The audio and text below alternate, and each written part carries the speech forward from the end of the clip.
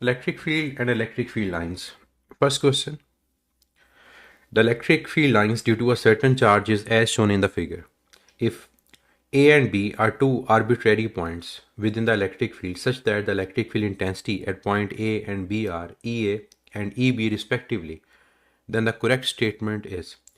हमें electric field lines यहाँ पर रिप्रेजेंट की हुई हैं और ये बताया गया है कि यहाँ पर दो पॉइंट्स हैं ए एंड बी। आर्बिट्रेरी का मतलब होता है इमेजिनरी, कोई भी दो पॉइंट्स हैं।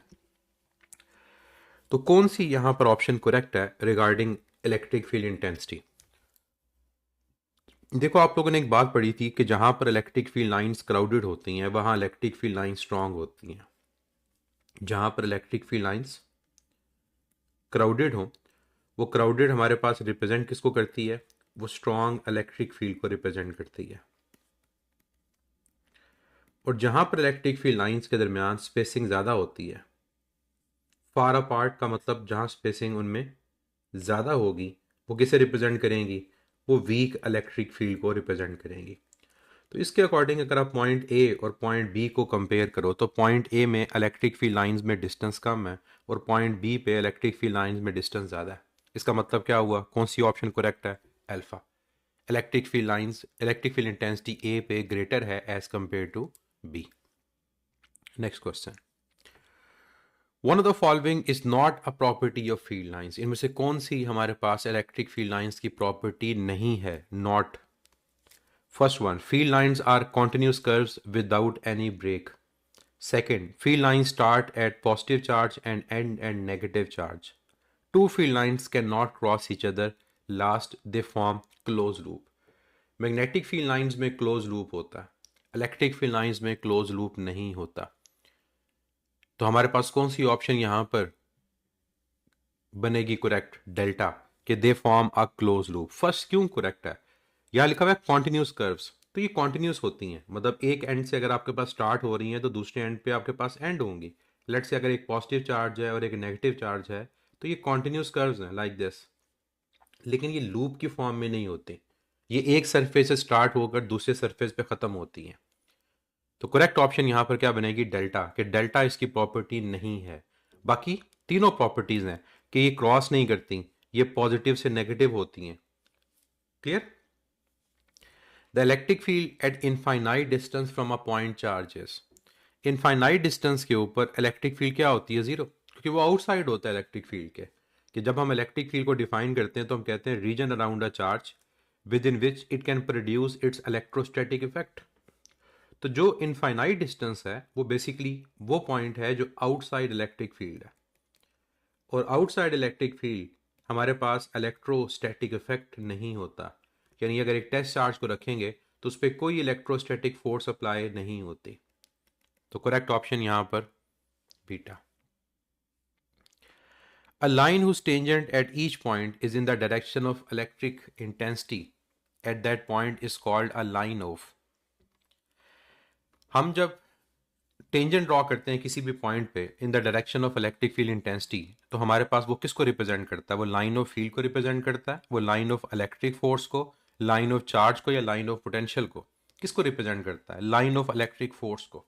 कि हमारे पास जो टेंजेंट होता है जो ड्रॉ किया जाए that basically represent the line of electric force, वो इलेक्ट्रिक फोर्स को रिप्रेजेंट करता है। यानी अगर उस वहां पर एक टेस्ट चार्ज को रखेंगे तो टेस्ट चार्ज पे किस डायरेक्शन में इलेक्ट्रिक फोर्स अप्लाई हो रही होती है। Electric line of forces are parallel and equally spaced then electric field is. अगर इलेक्ट्रिक फील्ड लाइंस पैरेलल हों और इक्वली स्पेस्ड हों, पैरेलल एंड इक्वली स्पेस्ड, इसकी एग्जांपल क्या है? Opposite charge plates.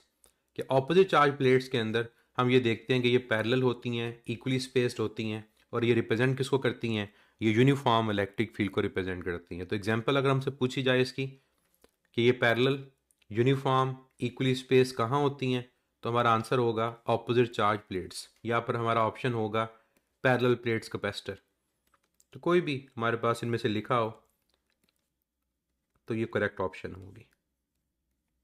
और क्या मतलब फिर यूनिफॉर्म का? इसका यूनिफॉर्म का मतलब हमारे पास ये होगा कि अगर इनके दरमियान कोई भी पॉइंट लिया जाए रैंडमली तो हर पॉइंट के ऊपर इलेक्ट्रिक फील्ड इंटेंसिटी की वैल्यू सेम होगी। Direction of electric force and electric field intensity is, electric force और इलेक्ट्रिक फील्ड इंटेंसिटी दोनों की डायरेक्शन सेम होती है, इसीलिए तो दोनों के लिए जब आप यूनिट वेक्टर को यूज़ करते हो तो वो यूनिट वेक्टर सेम है कि अगर ये फार्मूला मैं फोर्स का लिखता हूँ, ये फार्मूला इलेक्ट्रिक फील्ड इंटेंसिटी का लिखता हूँ, या इसको इस फॉर्म में लिखता हूँ, तो हम लोग जानते हैं कि जब इसको वेक्टर फॉर्म में रिप्रेजेंट किया जाता है तो दोनों का यूनिट वेक्टर क्या होता है, वो सेम होता है। तो दोनों की डायरेक्शन क्या होगी, हमेशा वो सेम होगी। तो parallel to each other, yes, alpha option. A metallic solid sphere is placed in a uniform electric field. The lines of force follow the path shown in figure. एक मेटल सॉलिड स्फीयर को uniform electric field में रखा है, तो line of force किस path को follow करेगी। देखो बच्चे, आप लोग जानते हो कि जो मेटल होता है उस मेटल की परमिटिविटी इनफाइनाइट होती है। ये बात हमने लेक्चर में डिस्कस भी की, क्यों इनफाइनाइट होती है। अब परमिटिविटी अगर इनफाइनाइट होती है तो इसका मतलब उसके inside electric field lines pass नहीं करेंगी। उसकी परमिटिविटी अगर इनफाइनाइट है तो उसके inside electric field lines pass नहीं करेगी। इसका मतलब ना तो सेकंड पॉसिबल है ना थर्ड पॉसिबल है। अब दो ऑप्शंस रह गई, 1 और 4। अब एक और प्रॉपर्टी आप लोगों ने पढ़ी कि जो इलेक्ट्रिक फील्ड लाइंस होती हैं वो हमेशा सरफेस के परपेंडिकुलर होती हैं। इलेक्ट्रिक फील्ड लाइंस हमेशा सरफेस पे हर पॉइंट पर क्या होती हैं, वो परपेंडिकुलर होती हैं। इसका मतलब ये हुआ कि जब हम यहां पर इलेक्ट्रिक फील्ड लाइंस की डायरेक्शन को देखेंगे तो वो ऑप्शन करेक्ट होगी जहां पर इलेक्ट्रिक फील्ड लाइन सरफेस पे कन्वर्ज हो रही होंगी, इकट्ठी हो रही होंगी, और इस तरह से इकट्ठी होंगी कि उनका सरफेस के ऊपर एंगल क्या हो, वो 90 हो। अब मुझे बताओ फर्स्ट या फोर्थ किस में एंगल 90 है। ऑब्वियसली नजर आ रहा है कि 4 में 90 है, तो करेक्ट ऑप्शन क्या है, दैट इज डेल्टा। फिर एक और चीज याद रखिएगा कि क्यों ऐसा होता है, तो उसकी वजह यह कि चार्ज इंड्यूस होता है। जब चार्ज इंड्यूस होता है तो इसकी सरफेस के ऊपर जो चार्ज आएगा वो नेगेटिव आएगा। इस वजह से इलेक्ट्रिक फील्ड लाइंस उस पर इकट्ठी होती हैं, और यहां पर जो चार्ज इंड्यूस हमारे पास होता है वो क्या होता है, वो पॉजिटिव। तो दोनों के लिए वो परपेंडिकुलर होंगी, लेकिन एक में वो कन्वर्ज हो रही होंगी, एक में वो डाइवर्ज हो रही होंगी, बाहर की तरफ निकल रही होंगी। और इनसाइड क्या होता है, इनसाइड इलेक्ट्रिक फील्ड जो डेवलप होती है वो आउटसाइड इलेक्ट्रिक फील्ड के ऑपोजिट होती है, तभी वो आपस में कैंसिल होकर इनसाइड इलेक्ट्रिक फील्ड को कितना कर देती है, 0। तो correct option is delta. An electron enters an electric field with its velocity in the direction of electric lines of force. Then, अगर एक इलेक्ट्रॉन एंटर हो इलेक्ट्रिक फील्ड में और उसकी वेलोसिटी इलेक्ट्रिक फील्ड डायरेक्शन के अलोंग हो, तो क्या होगा, क्या उसकी हमारे पास पाथ में कोई चेंज आएगा, क्या उसका पाथ सर्कुलर होगा, पैराबोला होगा, उसकी वेलोसिटी डिक्रीज करेगी या वेलोसिटी इंक्रीज करेगी। तो देखो, ये हैं electric field lines. Let's say मैंने इन एरोज से इलेक्ट्रिक फील्ड लाइंस को रिप्रेजेंट कर दिया। आपने इलेक्ट्रॉन को इसी डायरेक्शन में प्रोजेक्ट किया, तो ये ऑप्शन तो निकल गई कि वो उसका पाथ कर्व होगा, क्योंकि कर्व होने के लिए परपेंडिकुलर एंटर होना चाहिए।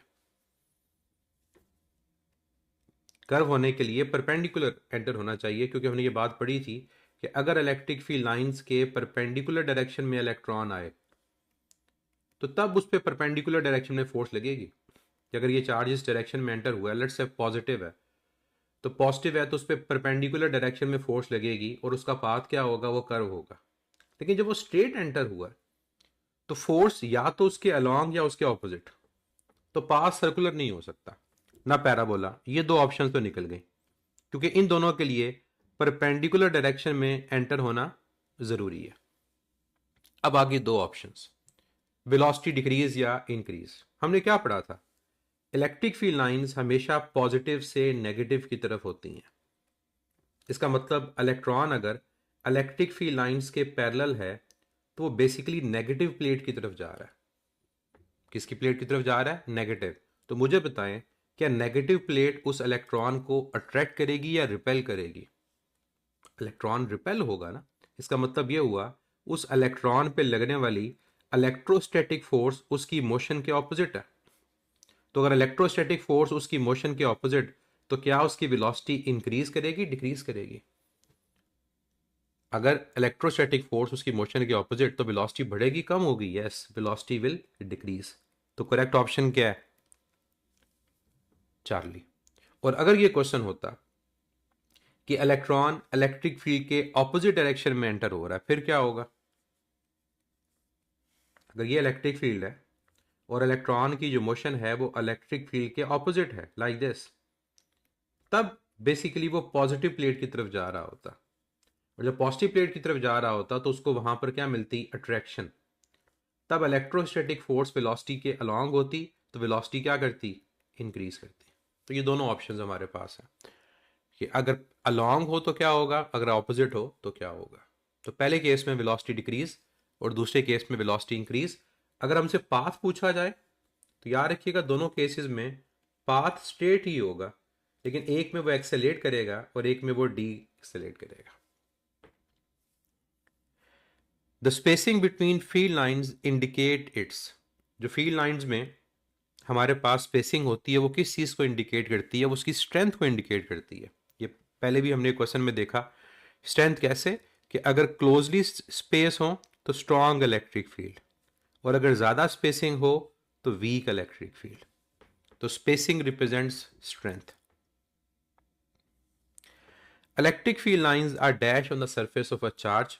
किसी भी चार्ज की सरफेस के ऊपर, या इवन कोई सरफेस हो जो चार्ज हुई हो, चार्ज की सरफेस हो या कोई सरफेस हो जो चार्ज हुई हो, चाहे वो कोई सफियर हो या कैपेसिटर की प्लेट्स हो, तो इलेक्ट्रिक फील्ड लाइंस हमेशा सरफेस के क्या होती हैं? परपेंडिकुलर होती हैं। और हम इस चीज़ को कैसे आइडेंटिफाई करते हैं? यूनिट पॉजिटिव चार्ज से। तो electric field lines are always perpendicular, हर पॉइंट पे परपेंडिकुलर होगा। और हम जानते हैं कि एक पॉइंट पे दो परपेंडिकुलर ड्रॉ नहीं हो सकते, तभी ये इलेक्ट्रिक फील्ड लाइंस कभी भी आपस में इंटरसेक्ट नहीं करते। तो दे आर ऑलवेज परपेंडिकुलर। तो करेक्ट ऑप्शन यहां पर क्या होगी? That is Charlie. परपेंडिकुलर या नॉर्मल एक ही बात होती है। तो ये हमारे पास इलेक्ट्रिक फील्ड और इलेक्ट्रिक फील्ड लाइन से रिलेटेड क्वेश्चंस हैं।